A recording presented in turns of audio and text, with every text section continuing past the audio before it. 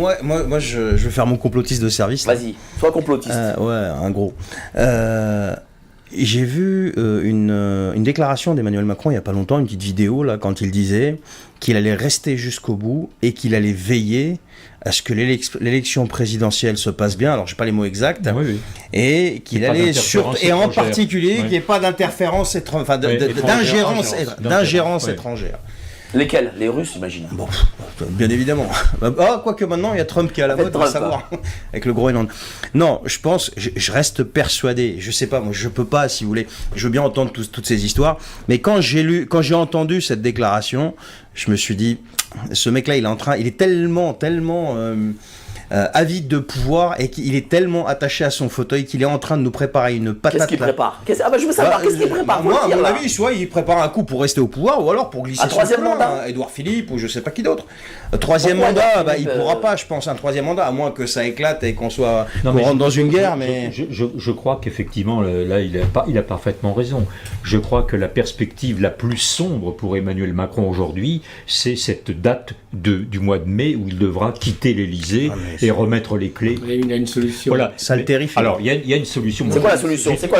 J'ai toujours dit l'article 16. L'article 16 non, qui mais c'est pas ça. Ça, c'est resté en France. La solution qui traîne d'ailleurs à Bruxelles, moi j'ai toujours des contacts à Bruxelles, j'étais pendant 13 ans vice-président de la Commission des affaires européennes du Sénat, donc j'ai toujours pas mal de contacts. Eux me disent, alors je sais pas ce que ça vaut, qu'il y a un accord entre les Allemands et Macron, enfin entre Merkel et Macron, parce que les Allemands ont leur président qui s'en va en février 2027. Et il ne peut pas se représenter, il a fait 2 mandats, et Merz veut mettre une femme, et donc il dit, je vais mettre Ursula von der Leyen, et toi tu prends la présence de la Commission européenne, qui est maintenant le pouvoir. Et il semblerait que Macron a passé un accord, parce qu'on le voit très bien.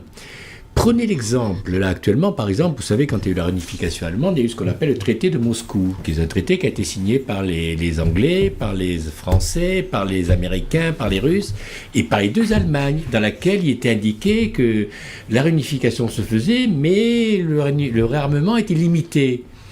Et d'ailleurs, je ne peux pas dire ce que je sais là publiquement, mais il y a une tension très forte entre plusieurs présidents et Macron, parce que Macron ne fait pas appliquer cet armement. Tout simplement, il est dans cette logique-là.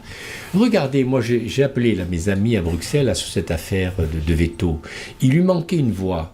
Et mes amis m'ont dit, mais attends, tout le monde rigole à Bruxelles parce qu'on sait très bien qu'il aurait pu avoir ou les Tchèques ou autre chose, et il avait suffisamment une voix supplémentaire pour arrêter le Mercosur, et il n'a pas fait. Et tout le monde raconte pourquoi il n'a pas fait, parce que justement, il ne voulait pas surtout se mettre à dos les Allemands, et que deuxièmement, il est aussi en liaison avec les grands groupes. Ça, c'est ce que me disent les gens de Bruxelles. Je vais leur faire un tweet, je vous l'ai envoyé d'ailleurs que ça, parce que ce n'est pas mon tweet à moi, c'est le tweet des contacts que j'ai eu à Bruxelles. Alors, tout ça, évidemment, je ne dis pas que c'est de la science-fiction, mais c'est quand même de gens qui sont informés, qui sont dans le cercle du pouvoir, qui disent les choses. Voilà, je vous donne. Et en attendant, dans ce pays, on a 15,4% de la population française qui vit en dessous du seuil de pauvreté. Mais ce gars-là mérite une révolution. Mais ça manque complètement. Mais pourquoi il n'y a pas de révolution? Regardez. Mais parce que les gens sont. Regardez sur l'affaire. Ils n'ont pas assez la dalle encore. Regardez sur l'affaire des voitures thermiques. C'est le bon sens de dire que c'est une bêtise fantastique, que Caffin devrait être en prison depuis être parlementaire, d'avoir fait voter cela. Qu'est-ce qu'a fait Macron pour être sûr d'avoir les voix écologistes en 2027, parce qu'il faudra qu'il parle devant le Parlement? Qu'est-ce qu'il a fait? Il a dit qu'il cautionne toujours les voitures électriques, et surtout pas, il ne veut pas aller dans le sens des voitures thermiques. Non, mais ça confirme. Mais regardez bien, vous allez voir toutes les décisions, et vous allez voir, attendez, le pire, c'est que les Allemands sont rentrés dans... Vous savez il faut bien comprendre les Allemands. Vous savez qu'en Allemagne, à l'époque, personne ne le sait, mais vous saviez combien il y avait de camps? Dites un chiffre. Je ne sais pas.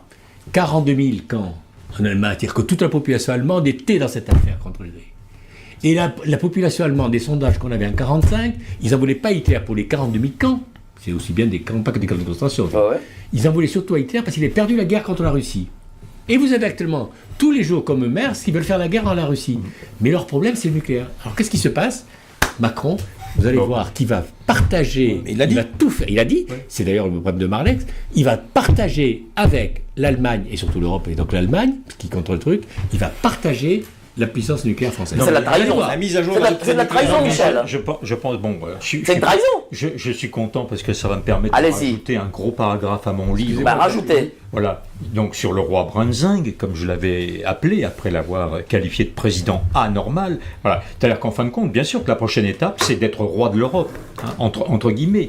Bon, alors là, vous me donnez effectivement les arguments qui viennent. Alors, je n'étais pas à la réunion entre Merkel et Macron, mais tout ce que me disent les gens autour bien sûr, de ça. mais ça paraît tellement évident. C'est vrai que ce souci de centralité qui anime ce personnage fait qu'il ne peut pas quitter la lumière comme ça. Bon, je pense que la présidence française l'intéresse moins que la possibilité, encore une fois, d'être... Voilà, parce que bon, l'idée d'un retour, ça c'est un fantasme, c'est impossible. Aucun président de la République n'est revenu après avoir quitté l'Élysée. Voilà. Bon, mais je pense qu'effectivement, la deuxième étape, c'est ça. Et puis la troisième, ce sera d'avoir une influence sur le monde, de constituer sa puissance européenne pour venir contrarier la superpuissance américaine et la puissance russe. Voilà, je pense qu'il est dans cette logique de centralité, de narcissisme aigu qui fait qu'encore une fois, il ne peut pas ne pas être dans la lumière. Alors, conclusion de Charb et notre ami Carlo. Moi je pense que ce type se fiche complètement de la France. Lui, ce qui l'intéresse, c'est son pouvoir personnel.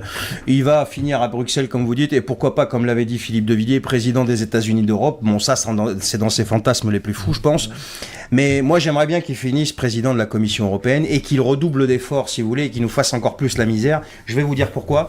Parce que les gens n'ont pas encore eu assez faim pour pouvoir se lever comme un seul homme. Ben oui. Voilà. Et ce mec va nous permettre d'avoir assez la dalle pour pouvoir enfin reprendre notre avenir en main et assurer un avenir comme il faut, si vous voulez, dans ce pays pour nos enfants. T'es d'accord avec ça, cher Carlo?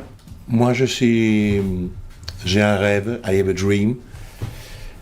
À Rome, quand effectivement la dictature avait anéanti le peuple, il a fallu que 2 tribuns de la plèbe se lèvent et fassent l'Aventino, et les tribuns de la plèbe ont secoué le peuple de Rome.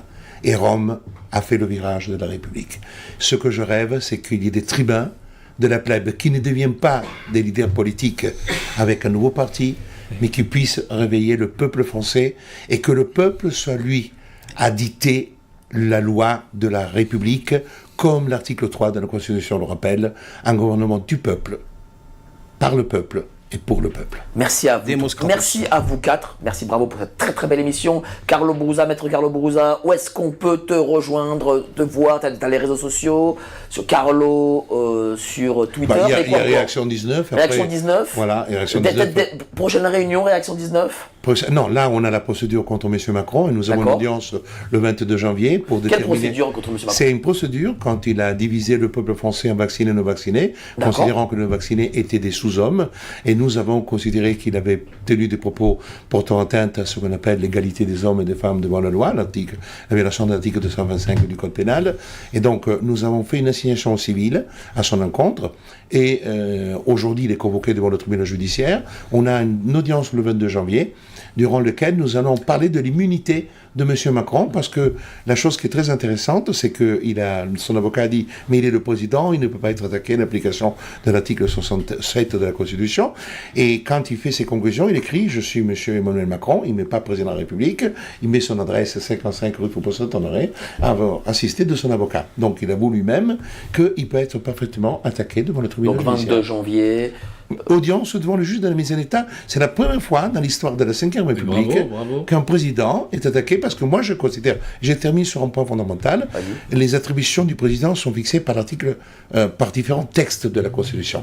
Et à partir du moment que le président agit en dehors de ses attributions, il ne peut pas bénéficier d'immunité. C'est comme s'il prenait un pistolet et lorsqu'il se promène à bord de Mimosa, il tue quelqu'un en disant « mais non, mais je tue quelqu'un, j'ai l'immunité ». Est-ce qu'on peut rajouter je fais le tour, ne vous inquiétez pas, je fais le tour. Bon. Je fais le tour. Donc merci cher maître. c'est quelque chose de très intéressant.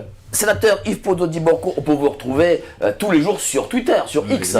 Non, moi, conclusion, je crois qu'un des problèmes, c'est qu'on n'est plus en démocratie. Voilà. On est dans un régime, quand on passe la façon... C'est d'ailleurs Scholler, dans son interview à Nexus, qui est très intéressant, la façon dont il explique comment Macron contrôle tout. Il a Macron, j'ai connu quand il était ministre de l'économie, je l'ai jamais trouvé génial, je trouvais qu'il était bon, c'est un type qui pouvait donner l'impression qu'il analysait bien les choses, mais jamais trouvé je trouvais qu'il avait des projets, il était complètement pas bon.